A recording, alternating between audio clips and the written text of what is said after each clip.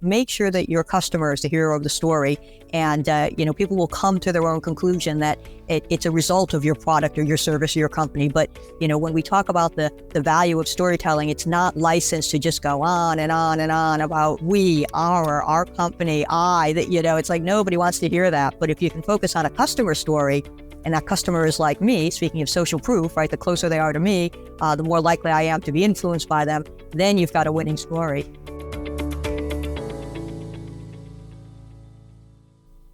Hey everyone, welcome to the Ecommerce Traffic and Conversion Podcast. My name is Scott Brandley, and I'm here with my co-host, DJ Sprague, and our special guest today, Nancy Harhut. Nancy, how are you today? I'm really well. Thank you so much for having me. We're super excited to have you. I'm personally like a kid on Christmas morning right now. Huge fan of your work. Obviously, your amazing book, which we'll talk about. But let me properly introduce you so that people really understand who you are and all the amazing things you've done. So Nancy helps marketers unlock automatic, hardwired yes answers from their customers and prospects. Her specialty is blending best-of-breed creative with behavioral science to prompt a response. She's been named a top 100 creative influencer, a social top 50 email marketing leader, a top 40 digital strategist, and one of the top 10 most fascinating people in B2B marketing. She's presented on stage in London, Sydney, Moscow, Madrid, Stockholm, Sao Paulo, Berlin, and of course, all over the US. Prior to co-founding HBT Marketing in Boston, Nancy held senior creative positions with IPG and Publicis Networks. She and her teams have won over 200 marketing effectiveness awards, and she has recently published an award-winning book using behavioral science in marketing. And this is one of my new go-to resources, and we're super excited to have you on the show today. Well, thank you. Thank you so much. Again, I'm really happy to be here, and that was a lovely introduction. I appreciate that. Well, you deserve it. Your background and everything you've done in marketing and advertising and behavioral science and now authoring and, of course, being a global speaker. We really are honored to have you, and we're excited to delve into some of your thoughts and processes and, of course, your book and why you wrote that and who that's for. Yeah, so before the show started, we were kind of geeking out together a little bit about Robert Cialdini and some of the other behavioral scientists in the market, right? So my first question to you would be, how did you get interested in behavioral science and advertising in general? All right, so it's kind of a two-part question. I'll give you a short but two-part answer. I was at Boston University studying journalism because I knew that I wanted to write, and I assumed that there were two courses I could take, two career paths I could take. I could be a journalist, I could be a novelist. I didn't think I would be a novelist, so I thought the only option was journalism. Fast forward, I'm going into my senior year, and I realized I'll be a good journalist. I won't be a great journalist. Like, I looked around, I saw some of my classmates, and they had the fire in their belly about this that I just didn't have. So I scrambled, and I took anything else I could think of that was writing related, because now I was at the university. I saw there were other options. There was corporate communications, public relations, advertising, and graduated and found my way into advertising. It just worked for me. I found a job at a small agency, which then led to bigger and bigger ones. And then eventually, as I was, working in one of these agencies, somebody recommended Robert Cialdini's book to me, Influence: The Psychology of Persuasion. And that is what opened my eyes to behavioral science and, just that the whole discipline. And I went down the rabbit hole. I was reading it, and like so many people, they say, underlining and making margin notes and putting, sticky notes in. I just, I was like, oh my gosh, this could apply to this particular client challenge I'm working on, or that might work for this client challenge I'm working on. And so I started to slowly test these things. And when I realized that they were actually working, it was like, wow, there's no going back now. So that was how I got into advertising and marketing, and also how I, really got into behavioral science. So fun. Fantastic. It is addicting, isn't it? Once you start cracking that code and realizing, wow, there's really something here. And you see yourself actually being persuaded, ethically persuaded, as Dr. Cialdini would say, and the decisions you've made and the paths you've taken, and you realize, wow, that was really a result of a behavioral design influence, if you will, that prompted me or guided me or facilitated making that decision. And then you realize this is a science. This is not just accidental.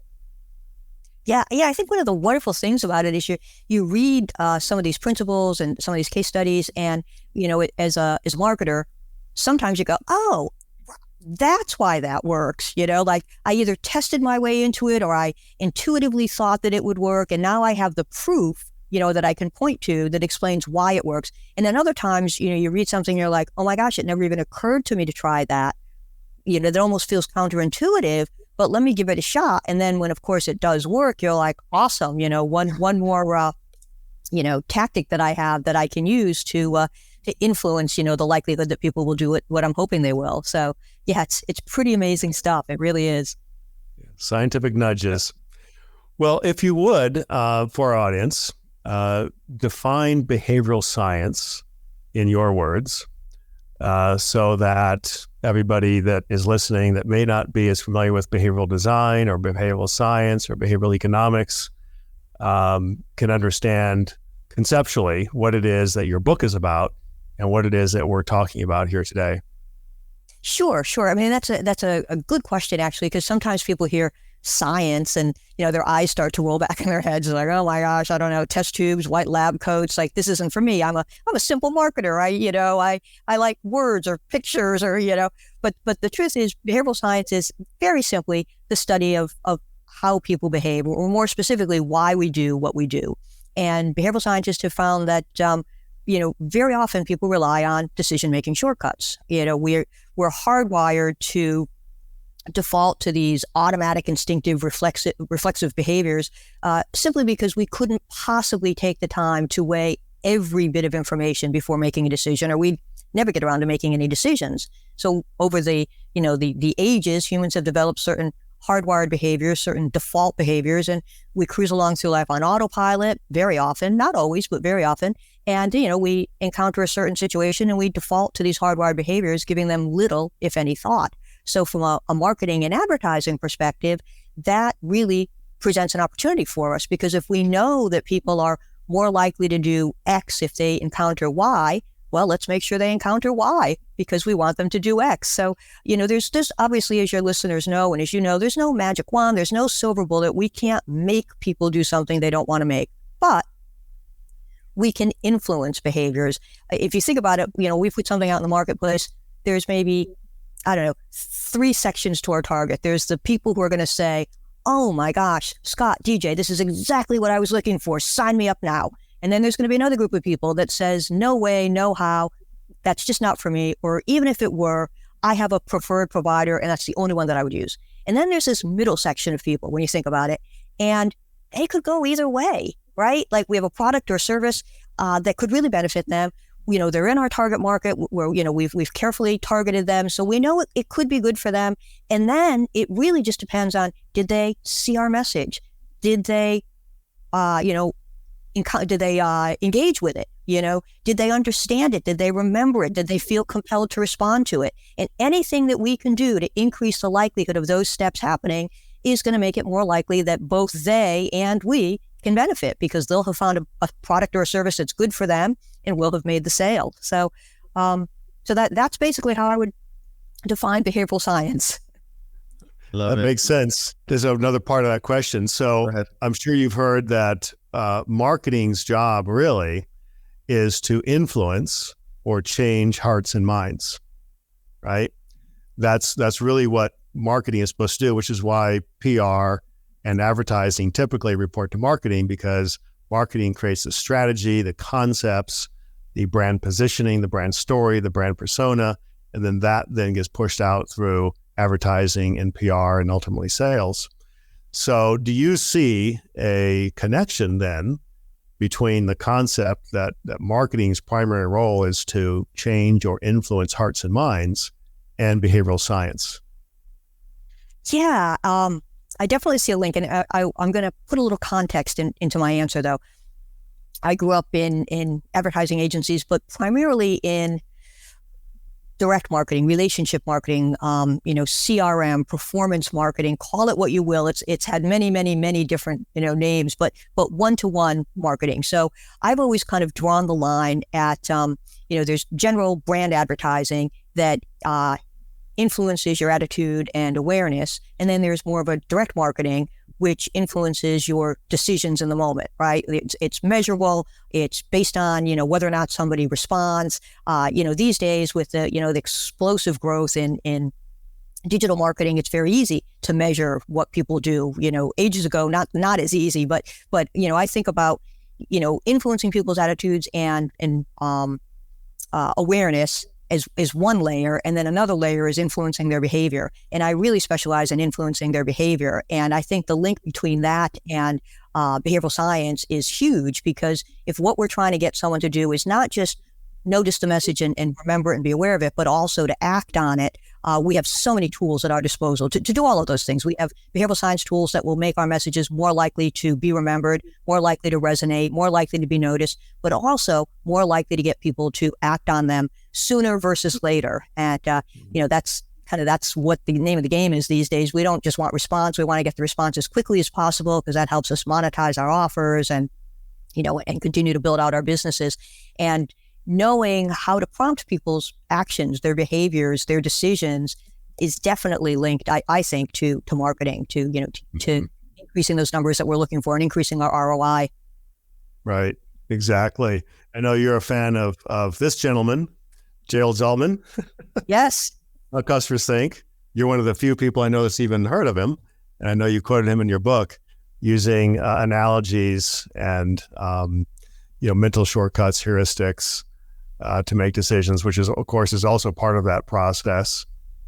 Yeah. Zalman says up to 95% of purchase decision-making takes place in the subconscious mind, which, is mind-blowing when you think about it. I think, we and, and by extension, our customers and prospects, we all like to think that we make good, well thought out decisions, right? I like to think that all my decisions are well thought out, that they're all really good. By extension, I think that my customers and prospects do the same thing. But it turns out that very often we're not making these well thought out, well considered decisions. In fact, up to 95% of the time, we're cruising along on autopilot. We're responding instinctively or reflexively, and that's it's amazing. But it also presents a real opportunity for us as advertisers and marketers to help guide the the desired behavior, to help people help themselves, if you will.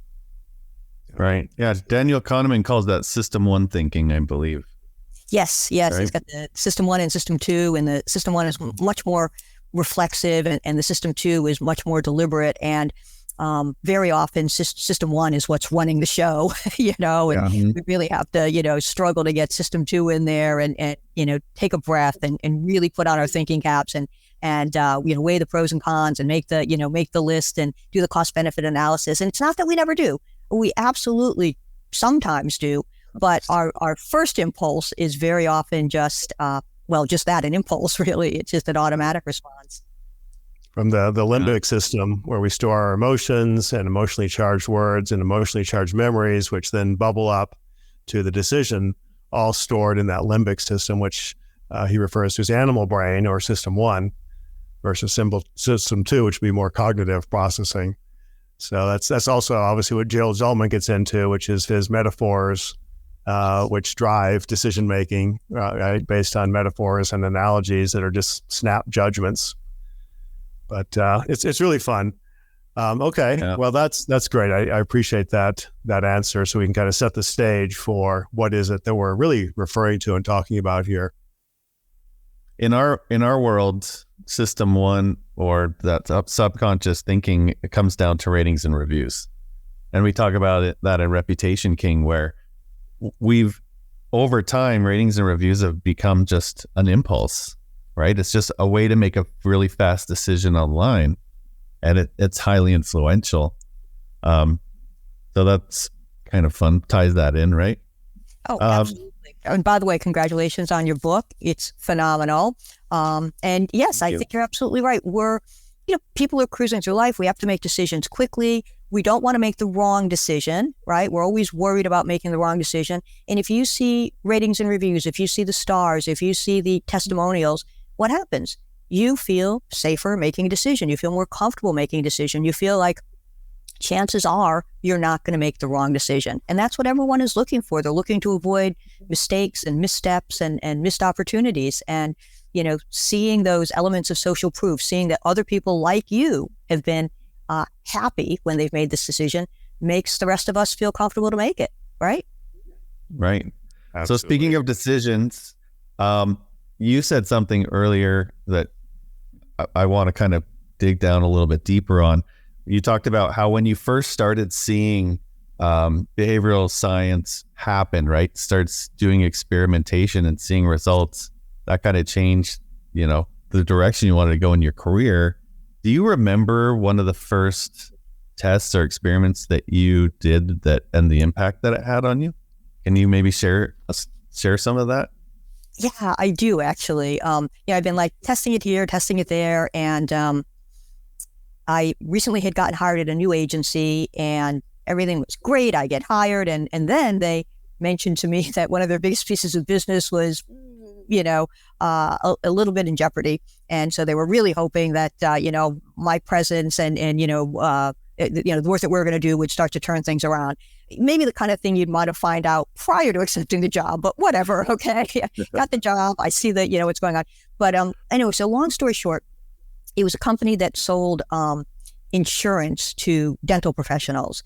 And the thing is, if you can get anybody to buy insurance once, good on you, because we don't like to buy insurance. We don't like to think about the fact that we're going to die or that we're going to get disabled. And so we just keep kicking the can down the road. We think we'll do it later. We just don't want to engage. We don't want to think about it. If you can get someone to do it once, they have checked it off the list and they have zero desire to revisit it. But it turns out that you really should. You should revisit it because things change, right? Maybe your business grows, or maybe your family grows, or you have additional financial responsibilities, and it turns out that you should, in fact, increase your life insurance, right? But again, once somebody makes the decision once, they're like, oh, I don't even need to pay attention to this anymore because I've already checked it off my list. So they would, be sending these messages with all the great reasons why you should reevaluate your insurance, take a look, make sure you have enough. And, they're having marginal success, but nothing great. So I had read something in Cialdini's book about what he referred to as the magnetic middle. And it was this idea that for the most part, people don't like to be out on the bleeding edge, nor do they like to be lagging behind. We feel very comfortable in the middle, right? There's safety in numbers, right? We feel comfortable. We're just talking about social proof. Like if everyone else is doing it, we feel it's probably a safe thing for me to do, right? There's just a certain amount of comfort in the middle, as opposed to on either of the edges. And so I thought, I wonder if we can do something with that for this insurance. So we sent people a message and we included a graph in the message. And the graph had at the one end, $0 of insurance, the least anyone could have. And at the other end, $3 million, which was the most they were selling at this time. And then we showed people where they were. But we made sure that we always chose people who had less than half, right? So less than 1.5 million. So even if you didn't read a word, you kind of look at the chart, and at a glance, you feel like, ooh, I'm left of center. I'm lagging behind. I'm not, and we didn't expect that was going to make people right away increase the amount of money, increase the amount of insurance they had up, to the most they possibly could get. But we did think that it might move them closer to the middle. And that's exactly what happened. So this was a direct mail piece, actually. We were selling off the page, right? It was direct sales. There was no call-in agent or lead gen or anything like that. It was like, just fill out the form, send in your check. We're going to increase your coverage. We had a 459% increase over the control. And that is, that's hard sales, right? And so when I saw that, it was like, okay, like we are on to something here. There's like I said, no looking back at this point. It was magnetic middle. Love it. The magnetic middle. Read about it.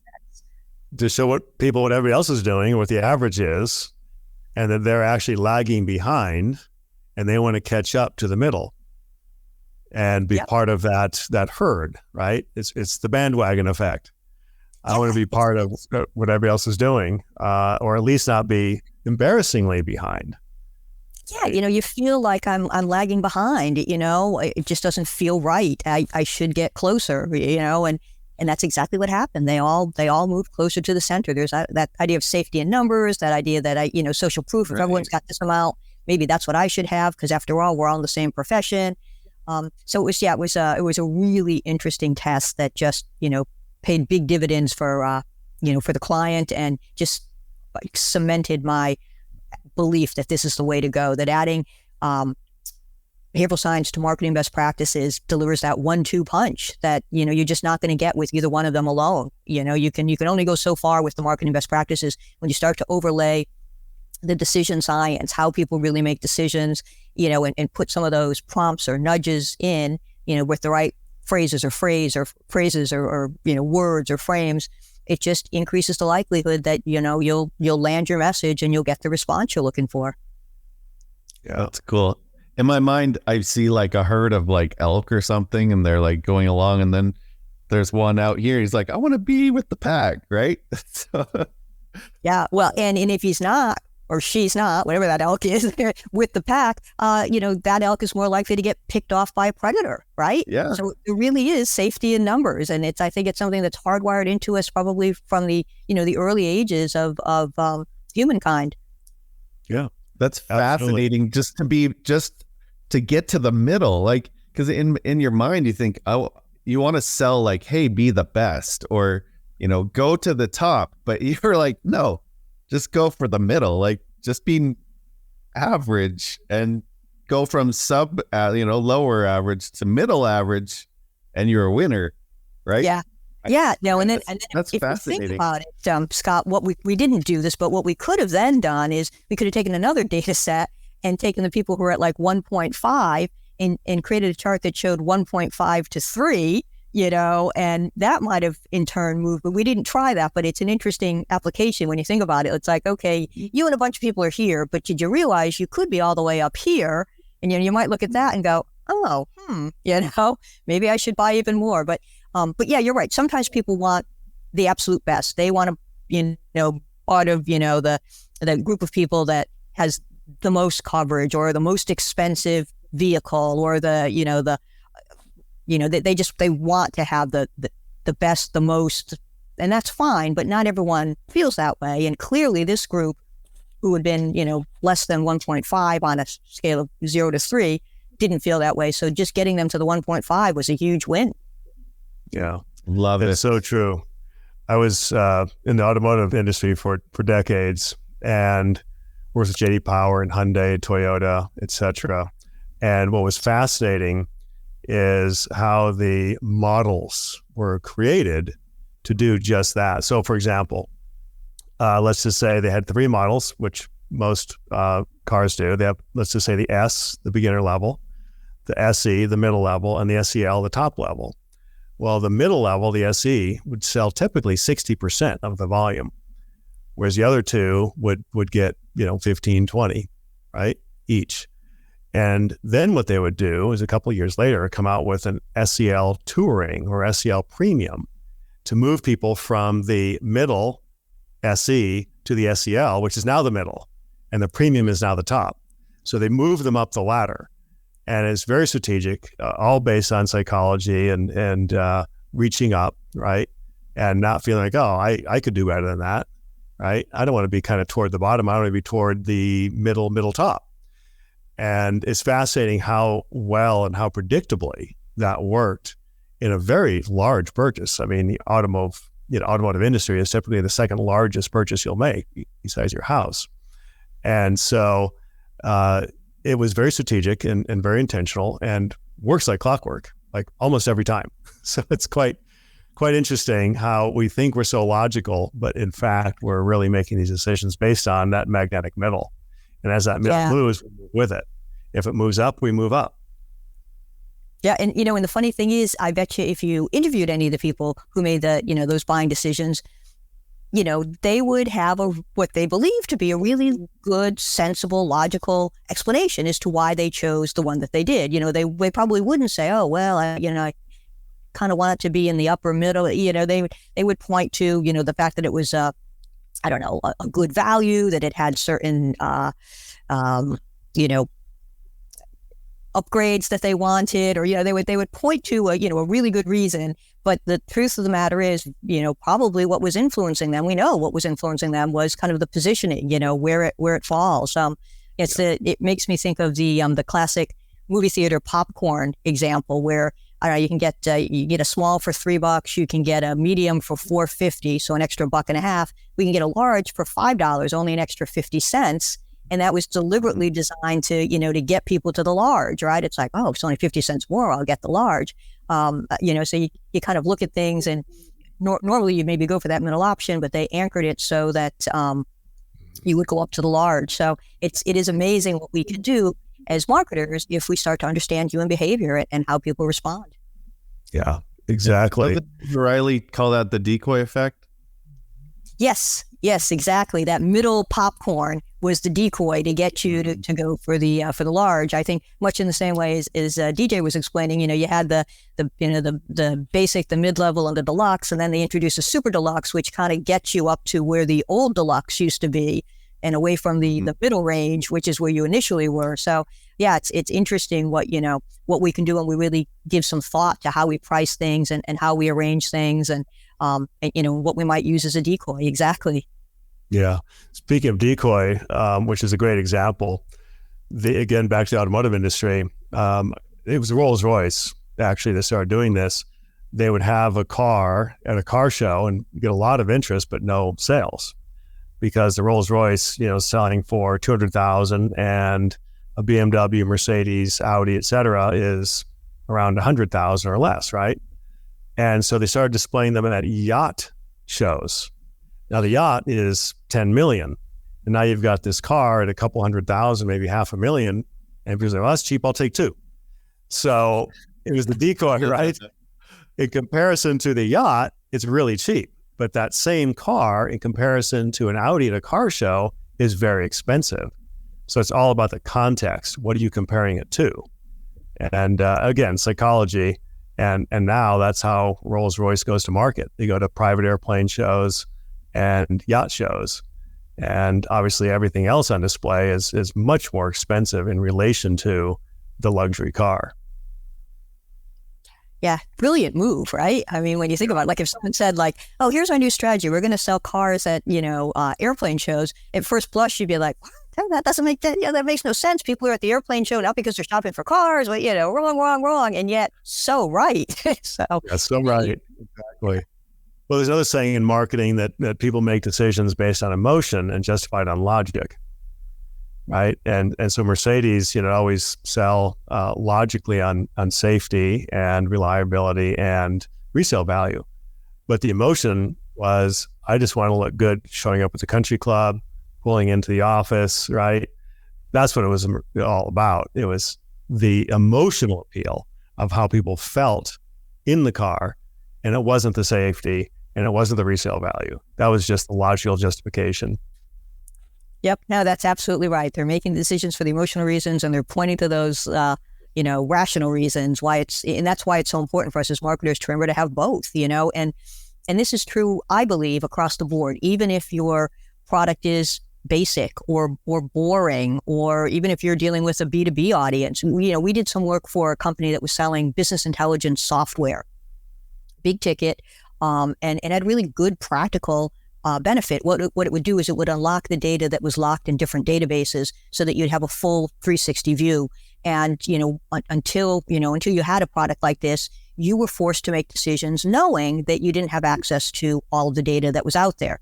So if you think about that, what does that mean? It means that at some point you might make the wrong call because there was some little piece of data that was locked away that you didn't have access to, and it would have been the information that would have tipped the scale. But without it, you made a decision that went one way, and it turns out maybe not the best decision. So when this company came out with this product, this business intelligence software, you could see how a straight problem solution approach would have been great. It's like, here's the problem, you don't have all the information, here's the solution, now you can get it, bing, bang, boom, But instead, they went with a much more emotional, more empathetic approach. They thought about what it would be like to be the executive who's making these calls, making these decisions, knowing they don't always have all the information, and how that's the kind of thing that could maybe give you an upset stomach or keep you awake at night, or have you second guessing. And so they rolled out these ads and they had headlines like the antacid for a diet of tough decisions, or the delete button for that voice in your head. So they caught you with a very emotional, very empathetic message. And then, of course, in the body copy, they explain, what they did and why it was good for you and why you should find out more.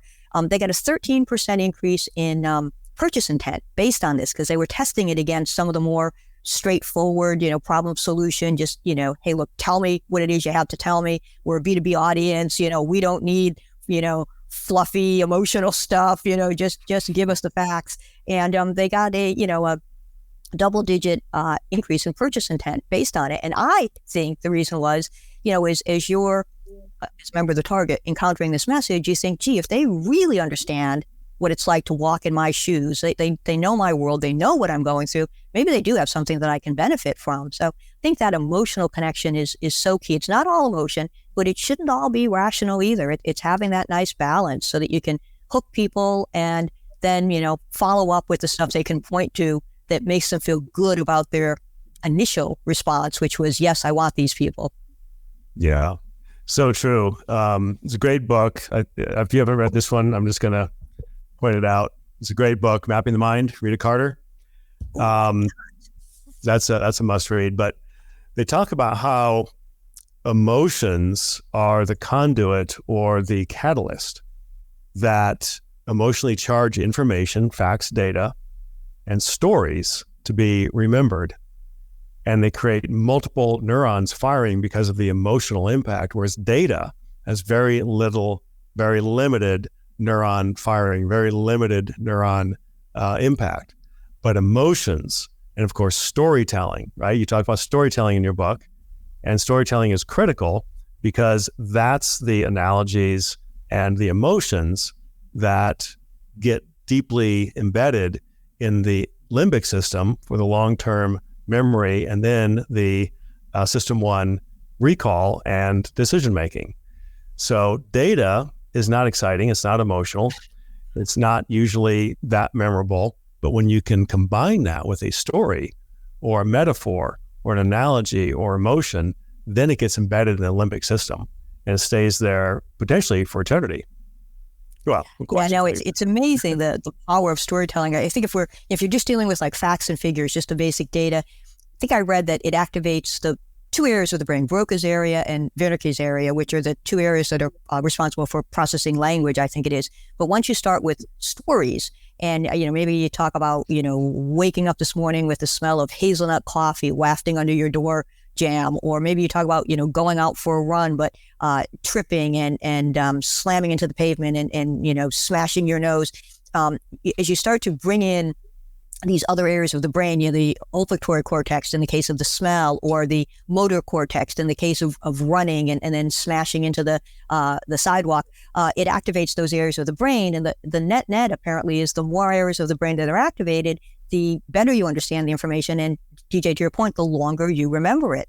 So you embed these stories in people's brains, and what you've managed to do is it's almost like marketing gold. You're able to take what you have in your brain and plant it into someone else's brain. Like how else can you do that? That's amazing. But you get the right story and it does lodge in someone's brain. They understand the information, way more likely to remember it. Stories have emotions. Stories focus on how you experience things, and for a variety of reasons, stories can be incredibly effective for us as marketers. Yeah, absolutely. Well, and that's how we translated information forever before the written word. It was all stories, right? Everything was a story, and you were a master storyteller, especially if you're the leader of the tribe or the family or the village, whatever it was.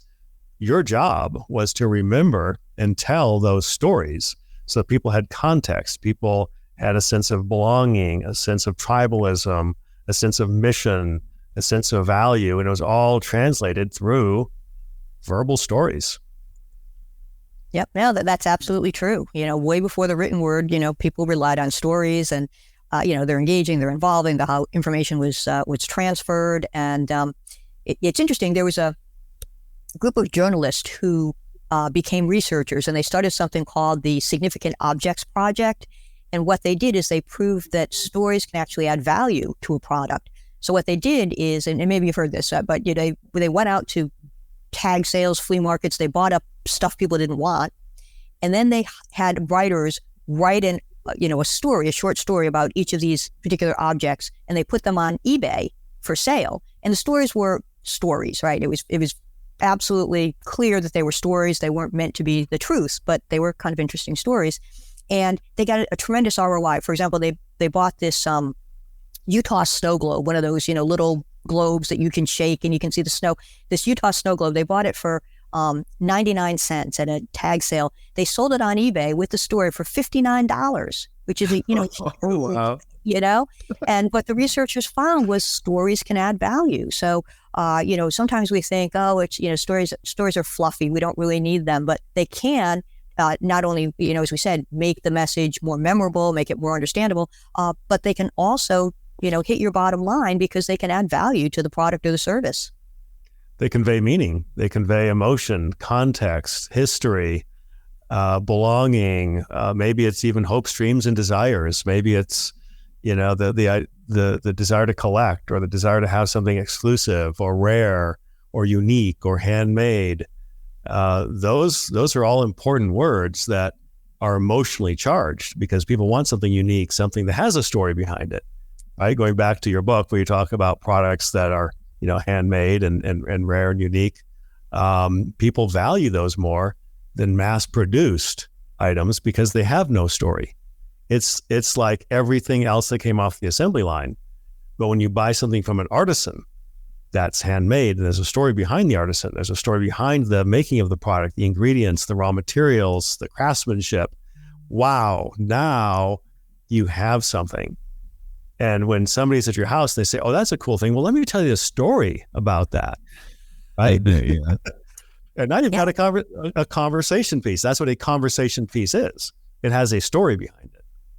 Yeah. No, you're absolutely right. And being the one that can share that story, being the one that owns that story now, makes you feel special, right? You feel exclusive. You feel like you've got something that no one else has, or not a lot of other people have. And, and I think you take more joy out of the product because of that backstory, because the story behind it, and it is something special, and it's yours, and now you've got a story to tell. It's really powerful stuff. So I always say to my clients, when you're going to use storytelling, make sure that the stories, don't take this as license to go on and on and on about your company or your product, right? Make sure the story is about your customer. Like, make the customer the hero of the story, so that your prospect can put themselves in the customer's shoes, and they can start to experience the same things that, the customer in your story is experiencing. Maybe that pride, maybe that sense of accomplishment, maybe that feeling of relief, whatever it happens to be. Make sure that your customer is the hero of the story, and, people will come to their own conclusion that it's a result of your product or your service or your company. But, when we talk about the value of storytelling, it's not licensed to just go on and on and on about, we, our company, it's like nobody wants to hear that. But if you can focus on a customer story, and that customer is like me, speaking of social proof, right? The closer they are to me, the more likely I am to be influenced by them, then you've got a winning story. So true. Yeah. Beautiful. I hope said. everyone watching here just realizes just how amazing everything is that we've been talking about. I mean, you're a wealth of information. This has been an amazing podcast so far. I'm enjoying talking to you guys. You guys are pulling stories. Speaking of stories, you guys are pulling stories out left and right. With the cars being sold at airplane shows, and it's cool stuff. I hope the listeners are enjoying it, because I certainly am.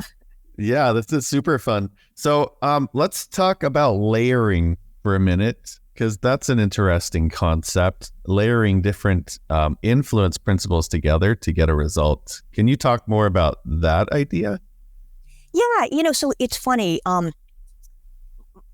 Like, my clients are, of two minds. Sometimes they want to know precisely what is going to work. So we're going to test, this letter trying to get you to buy more life insurance with a chart in it against the exact same letter, but without that chart in it. And so then we have a single variable, and we know exactly, we can point to, okay, the one that had the chart in it delivered the better results. And now we know why.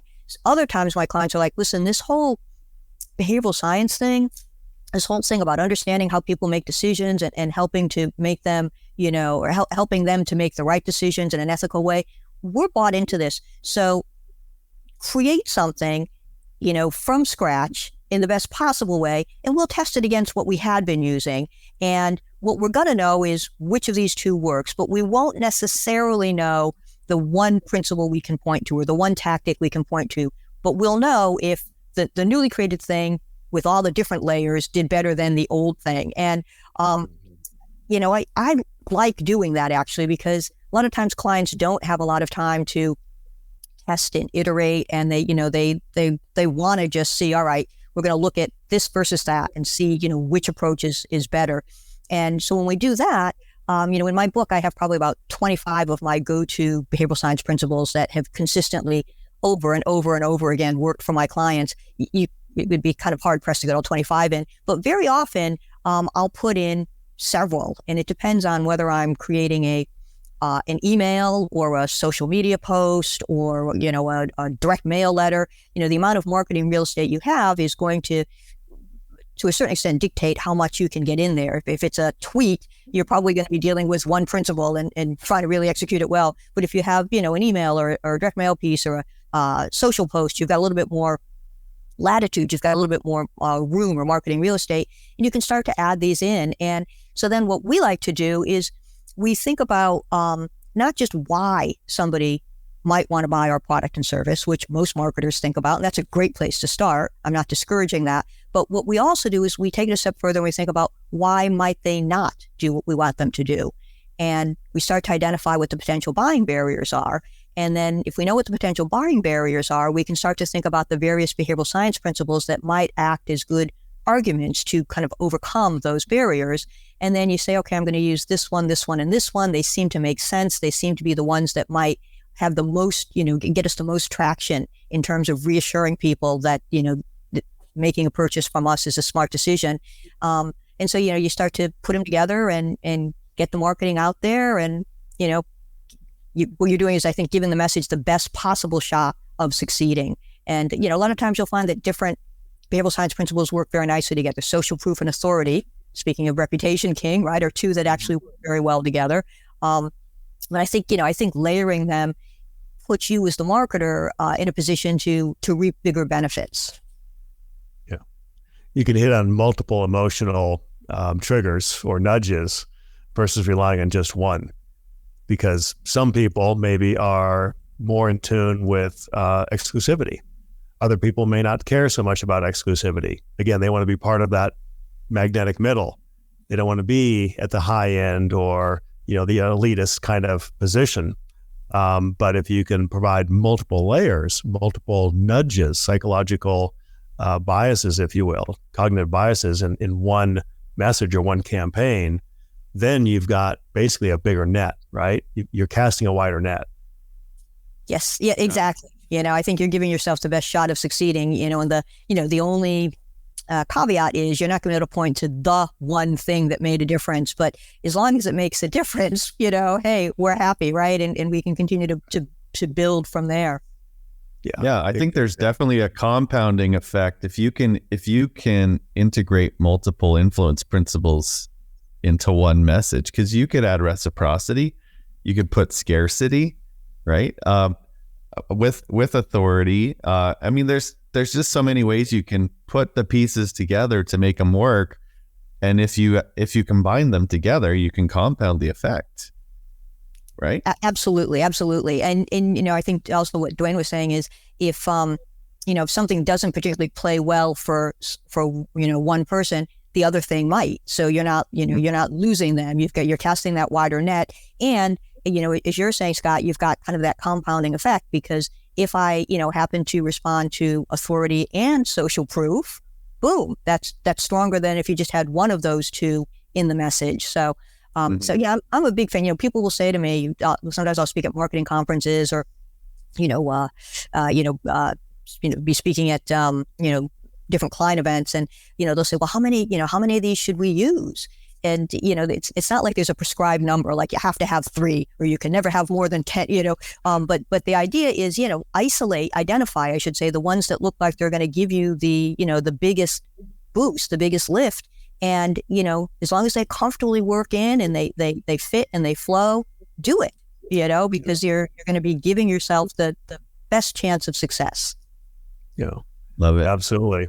Another great definition of marketing that I like is that one of the primary roles of marketing, especially direct response or performance marketing, is to identify the friction points or the impediments to a sale or a yes or a conversion, whatever that conversion objective is. It might be, sign up for a newsletter. It might be buy the product, whatever the conversion is. Identify the impediments or friction points and then remove or mitigate them so that you're basically, as Joseph Sugarman says in his copywriting book, you're greasing the slide so people can easily slide down to the end to a conversion or a sale or a yes. And I love that analogy because it's really true. Because essentially, if we're on a website or we're in a store, we are probably there to buy. We're there to solve a problem, to provide a solution, to cure an ailment, to fill a need, right? And it's the friction points that the retailers, whether it be brick and mortar or online, unintentionally create. Long forms, too many questions, too many processes, too many clicks, too many steps. Everything's gated. You can't find what you're looking for. Terrible UX, bad navigation, lack of helpful information, lack of clear warranty, return policy, guarantee, etc. Those are all impediments. Those are all friction points. And if we were to identify all of those friction points from beginning to end of the buyer journey, or what we call the conversion path, then what you've done is you've created a very fertile ground for conversion. What do you think about that? I think you're absolutely correct about that. I think humans are hardwired to take the easy way out, right? We're looking for the easy way out. The brain is a little lazy, if you will.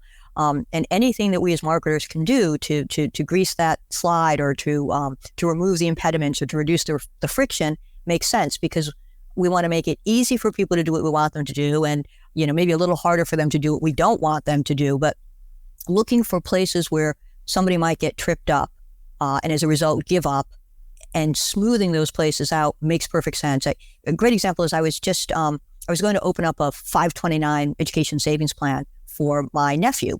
And, they said you can, start it with $0. And I was like, oh, this sounds great. I got the email, I looked at it, went to the website, well, I go to start doing the form. And I'm like partway into the form, and suddenly they say, well, how do you want to fund it? And you could fund it with, direct deposit from your work, paycheck, or you could, send a check, or you could have, automatic deductions from your checking account, all of which are fine solutions. But I wasn't at this point, I was drawn in by that I can open it with $0, and I couldn't find any option that said, I'm just going to start with no money right now, or I'll make this decision about how to subsequently fund it later. And it stopped me. Right? It absolutely stopped me. And I'm like, well, what do I do? Like, maybe I misunderstood this. So I put that aside. I go back to the original email. Nope, there it is. There's the bullet point, $0.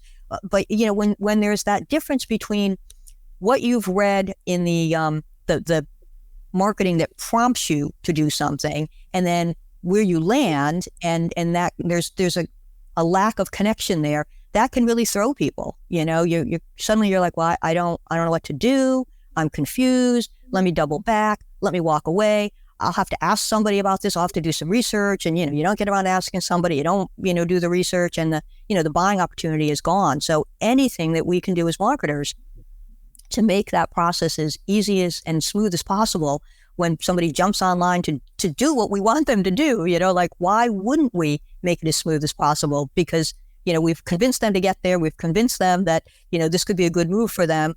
Why put up, speed bumps and roadblocks and barriers, right? Make it as easy as possible. Reassure them they've landed in the right place. Use the same language in your initial marketing that you're using in the destination marketing, so that people say, okay, I'm in the right place. This, they're using the same language. There's consistency. Reassure people that they're making the right move. Make it easy for them. I could not agree more with what you said. Yes. Yeah, it's unfortunate because a lot of people don't realize the friction they're creating, because they think, well, we want to collect all this information. We want to have, 27 form fields because we can use this information. Yes, we can. But honestly, what you're doing is creating a huge impediment to conversion. And you're dramatically reducing your revenue potential by simply making it too difficult, too much cognitive load on the individual. It's like you said, I'm out. I don't want to make this decision right now. It's too much. I'll just revisit this, and then you never do, which is why most websites convert at like around 2%, right? 1.9, 2.3%. Why? Because of all those impediments and friction points and cognitive dissonance in the journey to checkout. Yeah, you think like I've come here to do something, to buy this product or to sign up for this service. I didn't come here to answer all of these other demographic, psychographic, whatever, questions. And, and like you said, as marketers, we love all the data because we can use it. But, the dirty little secret is very often we don't even get around to using it. We're collecting all of this because we think we're going to use it, because we think it's going to be helpful to us. And then we don't use it. So it's like, pare it down, ask for, the bare minimum that you need to have what you get, but to get what you need rather, but to also prompt the prospect to get what they want, which is the product or the service. We can always add to our data later, turn the prospect into a customer. And then on the thank you page, maybe ask for another little bit of data, or in follow-up communications, we can kind of, using like progressive disclosure, get more and more information, appended to that file. But asking for it all at once, that's not what people came to the site to do. They came to buy, Get the data later. So that brings up a question. Scott, I know you have a question. So why don't you ask that, and then I will ask my gated form question. Yeah. So this has been so fun.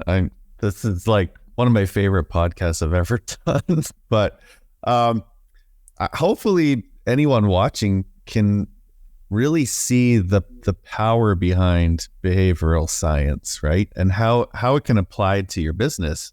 So my thought for business owners or executives that the light bulbs are going off in their head from this podcast, what would be like one or two books that you would recommend that a business owner and executive would start out reading so that they could really get a good understanding of behavioral science and marketing? Sure. Well, we can start with Reputation King, right? Get that in the camera there. All right. That is an incredibly helpful and new book. So definitely encourage people to check that out. Certainly, I would be happy to have them read Using Behavioral Science in Marketing, which is my book. I think there's a lot there. We've talked about Robert Cialdini, Influence: The Psychology of Persuasion. Phenomenal book. Melina Palmer just came out with a book called The Truth About Pricing, which talks about behavioral science and how that impacts pricing. And she's got a wonderful quote in that book that says, price is never really about price. There's so much else that precedes it, that factors into it. So we've talked about friction. We're talking about friction. So there's Roger Dooley's Friction and also Roger Dooley's Brainfluence. Both of those are terrific. There's a wealth of great books out there. And I think if somebody started with the ones I just rattled off, that would give them a really nice foundation to build from. Yeah, I would agree with all of those. I hadn't heard about the pricing book. What was that called again? It's called The Truth About Pricing by Melina Palmer. And I think it's only a couple of months old. It's relatively new, and it really does come at pricing from a behavioral science perspective, and just the idea that it's not I need to lower my price in order to make more sales. That's probably not what you want to do. There are so many other things that you can do to make your price more appealing, and those are the places where you should start. So it's a terrific book. I'd recommend checking it out, definitely. There's so much behavioral science behind pricing. Yes. Decoys, extreme effect, left-handed bias. Business owners make the wrong choice too, right? Because they're not educated on what's possible.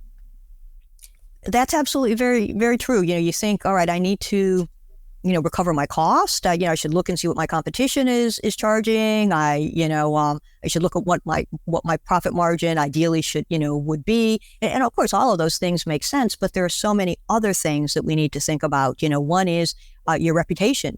in the market. That's going to command a certain premium for you if your reputation is good. If it's bad, and I'm like preaching to the choir here, but if it's bad, you're going to lose sales, right? And no amount of, lowering your price is going to make up for the fact that your reputation isn't any good. So it's, it's understanding what's going on in the prospect's mind, the little, cues and clues they're looking for, things that you can do to, pave the way before the actual buying decision is about to happen. Ways that you can persuade people, if you will, to steal a Robert Cialdini term.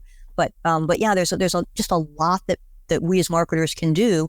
And if we're not aware of these things, these tactics, these techniques, the understanding how things work, very often, Scott, we make the wrong move. We kind of blunder and do something we didn't really need to do, or we do something that kind of hurts us when we were trying to help our cause. So it is important to explore, the psychology of pricing. Absolutely.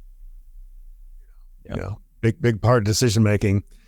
Before we get into gated forms, if you're looking at an e-commerce website, Nancy, what are the top 3 things you would look at to do a quick analysis of friction, of opportunity, of ingesting and using behavioral science principles on an e-commerce website? What would those top 3 things typically be if you had to guess?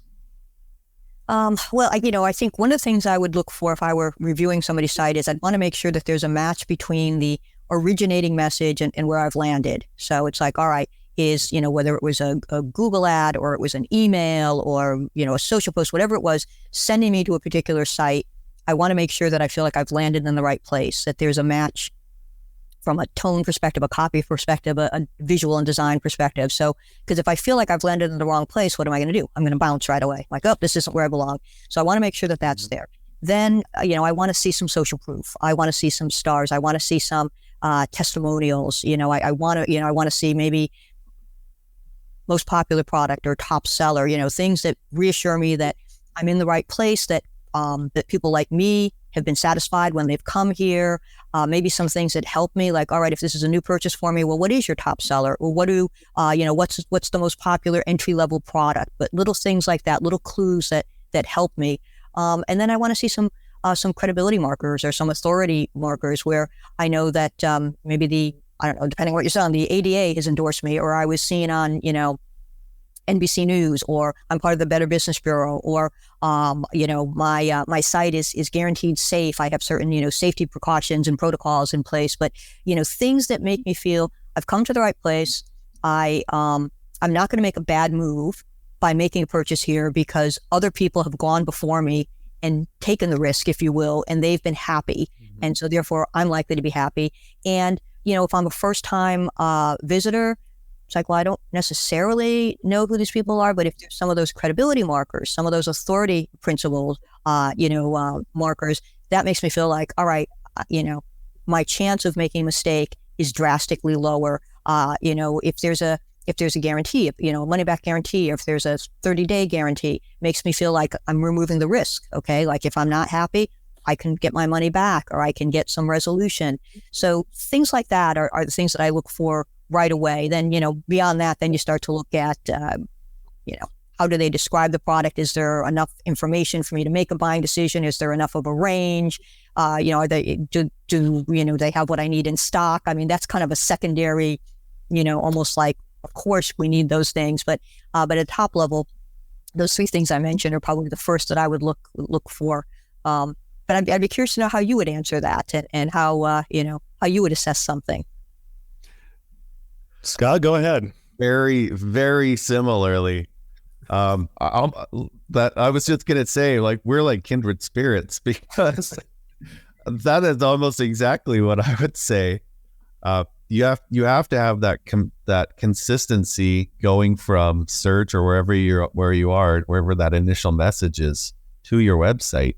That's so important because, that's why bounce rates are so high, because there's just that cognitive dissonance from where they were to once they get there. And social proof, authority, all of those things definitely, especially at the beginning, like you have to establish that trust as fast as you possibly can. And then once you've done that, now now you can focus on other things, right? Yeah. To get them to keep going down the funnel.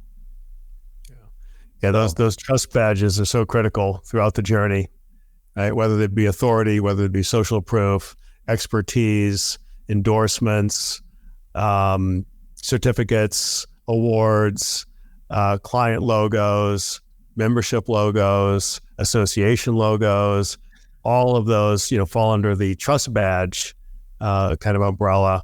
And those subtle, and people probably won't spend a lot of conscious time looking at those. They have a very powerful subconscious effect. You also mentioned website security and showing and displaying some level of website security. We always like to point out the fact that even though people probably aren't even aware of it anymore, if they go to Amazon, right next to the buy now or add to cart button is a website security seal. Now, does anybody believe for a second Amazon's not secure? Probably not, right? But they still display that. And they know that that's one of those subconscious nudges that verifies you are in a safe website. You can proceed with confidence that your credit card information, your personal information is not going to be, scammed and hacked and skimmed and sold on the dark web. And there's a great study that a CRO company in Austin, Texas did, Conversion Fanatics, where they actually tested our TrustGuard seal. We have a website security seal as well. And they found that when that was on their website, by the buy now or add to cart button, it increased conversions by 19%, which is phenomenal, right? I mean, that's crazy. It also increased average order value, and it also increased repeat purchases. It's just a subconscious thing that people don't automatically say, oh, that's there, therefore I'm going to buy. It's just one of many layers of those subconscious trust badges that create the confidence, that remove the impediments, remove the friction points, that allow people to move forward with confidence, because that's all they want, right? They just want to move forward with confidence. Yep. Yeah, no, that's exactly it. We're as a species, we're loss averse, right? Like we don't want to make the wrong move, the wrong decision. We don't want to lose money. We don't want to be disappointed. We don't want to be laughed at. We don't want to find ourselves thinking, what an idiot I was, So anything that we can do as marketers to alleviate those concerns and to make people feel comfortable and confident and, safe about the move they're about to make is a good thing. Yeah. 100%. So last question, I'm going to flip back to Scott. Gated forms, gated content. I know there's a lot of variables and there's a lot of nuance behind that. But in general, we're talking about friction points. We're talking about collecting information later and just get the sale, right? So at a very high level, what are your thoughts on gated content, gated forms, in terms of value versus friction? Yeah. I mean, that's an often debated question. I think for me, I kind of split the difference. I think we should have some stuff that's not gated, particularly at the top of the funnel. Give some value, give to get, reciprocity, right? Give some value, help to establish trust, help to establish our reputation. And then maybe as we get a little bit deeper, maybe that's when we can start to gate some of our content because somebody is maybe a little bit more qualified as a prospect. Maybe they're willing to then give something in order to get something back, from there. We're willing to give it for free initially, to try to get, our reputation established and to get some, interest. And then I think the flip side happens as someone gets a little bit further down the purchase continuum. Maybe they're willing to then exchange a little bit of information in order to get some deeper expertise from us. So, some of it should be ungated, some of it should be gated. That's kind of where I stand on it. Yeah, we agree. Just want to get your feedback on that, get your thoughts. Yeah, this has been so fun. Okay, last question. This is the $1 million question. We ask all of our guests this at the very end. As an expert in behavioral science and marketing, what is one actionable strategy that you think could have the biggest impact on an e-commerce business right now? Well, we've talked a lot about social proof, and I think one of the things that people sometimes, or that businesses sometimes miss out on, is that we want the best reviews. We want 5-star reviews. We want people saying this is the best thing since sliced bread. We just want people to say wonderful, glowing things about us. And we worry if the review isn't 5 stars. We worry if they bring up something potentially negative, if they say something like, I thought all providers were the same. I thought all insurance companies were the same.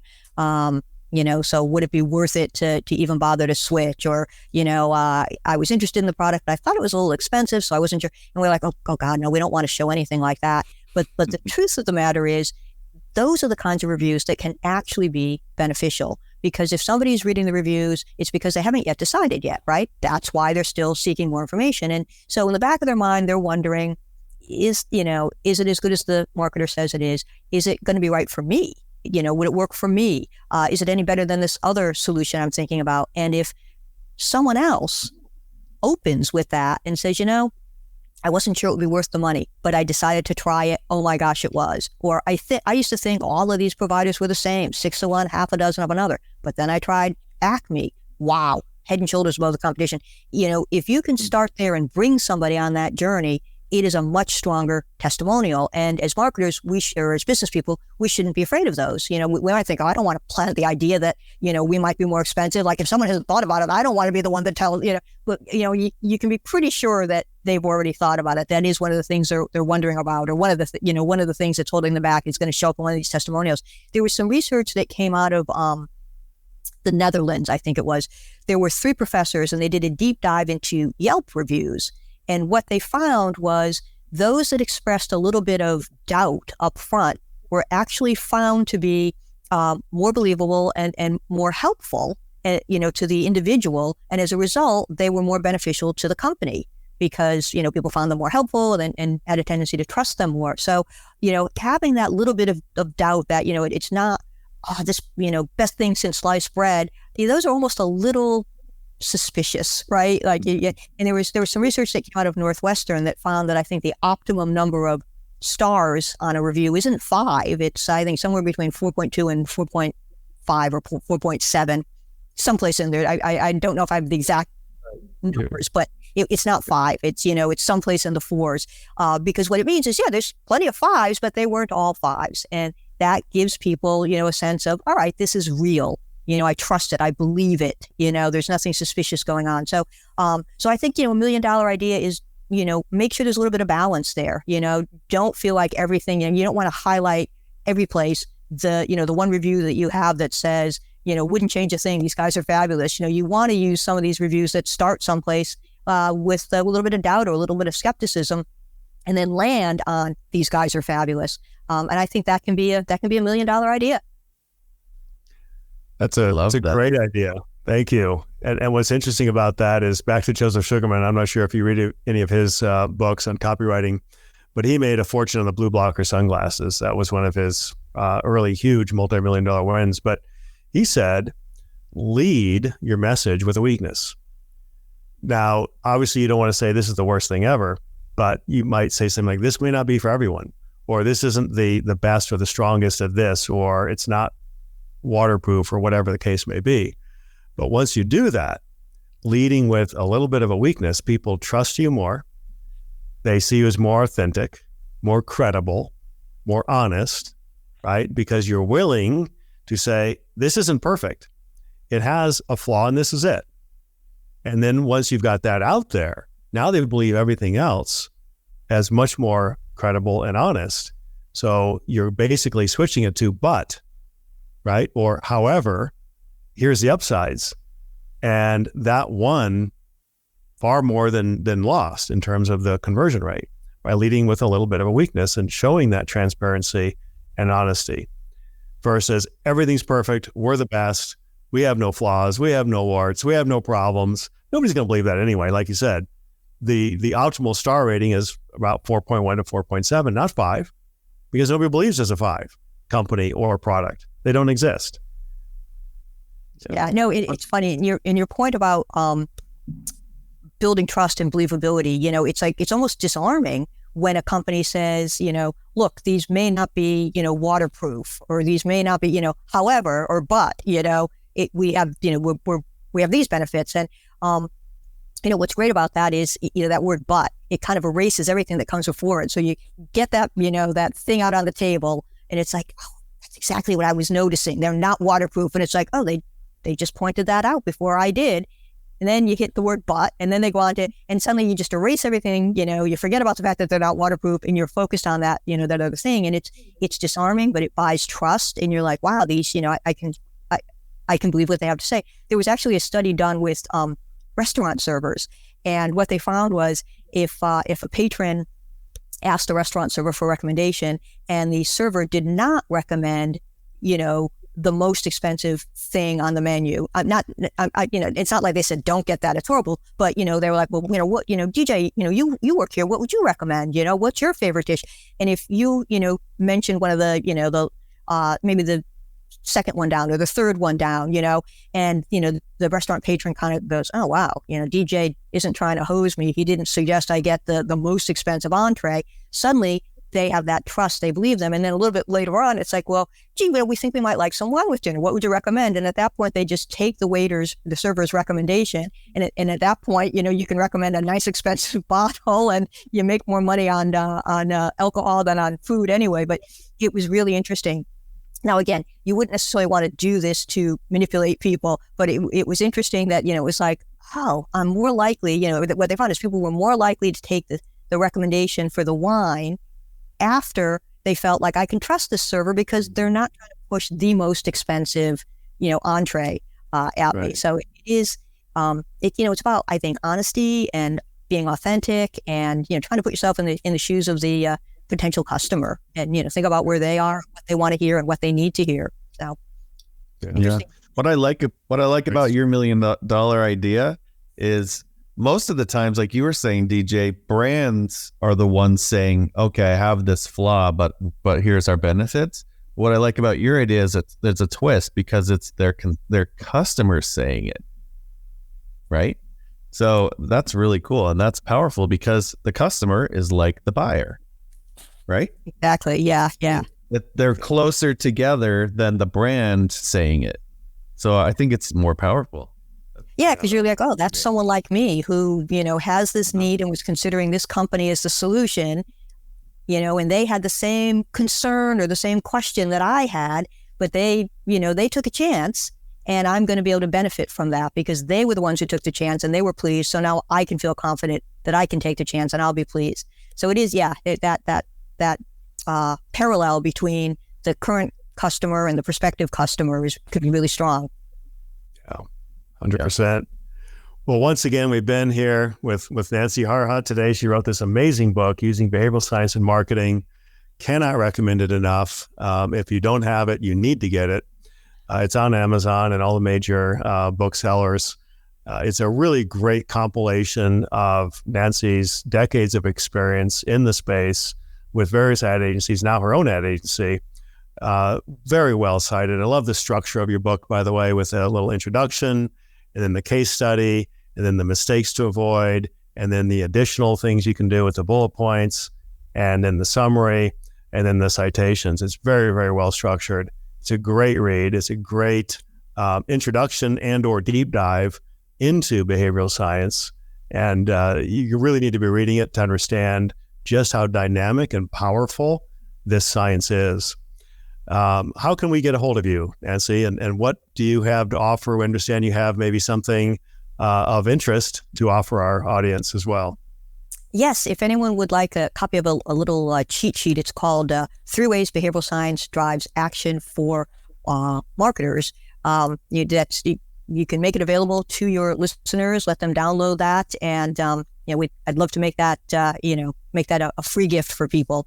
As a thanks for listening to our episode. And then people can find me. I'm on the socials. I'm on LinkedIn. I'm on Facebook. I'm on Twitter/X. And then also at my agency, HBT Marketing. HBT stands for Human Behavior Triggers. And if you go to HBT Marketing, we actually abbreviate marketing as MKTG. So it would be HBTMKTG.com.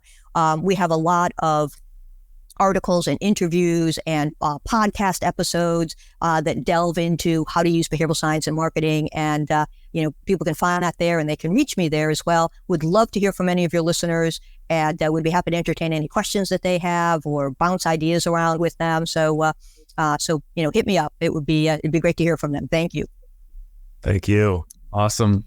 Well, thanks again for being on the show. This has been a wonderful hour, and we hope everybody got a ton of stuff out of it. I know I did.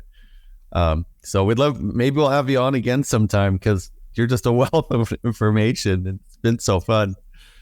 Well, thank you very much. It would be my pleasure to chat with you guys again, but this was awesome. Thank you. Thank you so much.